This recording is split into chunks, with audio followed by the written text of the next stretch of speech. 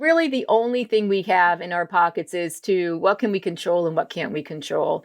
And I have conversations with sleepers. We have lunch together.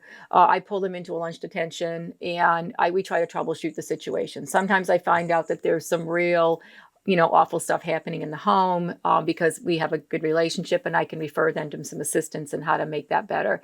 But kids who are staying up all night playing video games, I can say, well, here's some things that you can do.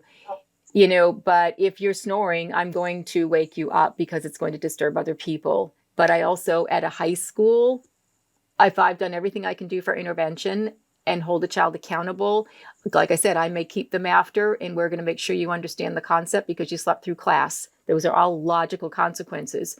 But then it may come to a point where the conversation is all about cause and effect. Where I say, hey, listen, you know what? I think you're letting yourself down. You really are. But if you're going to sleep during the day and not sleep at night, this is going to be the repercussion. I'll remind you again next week, and hopefully we're going to, change this around.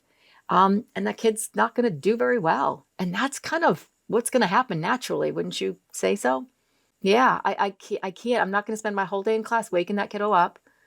Now, if there's a severe situation, like I said earlier, that's different. And I'm going to make every effort to make that connection with that kid to see if I can't, get the layers off that onion.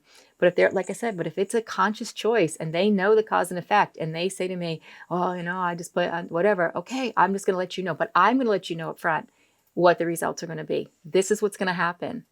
And then I might even interject a date and say, at this date, this is where your jeopardy is. Don't let yourself down with this grade. If you're still staying up all night, this might be the time you want to self-check and start waking up in class. And if they still don't, then I think whatever's going to happen is going to happen.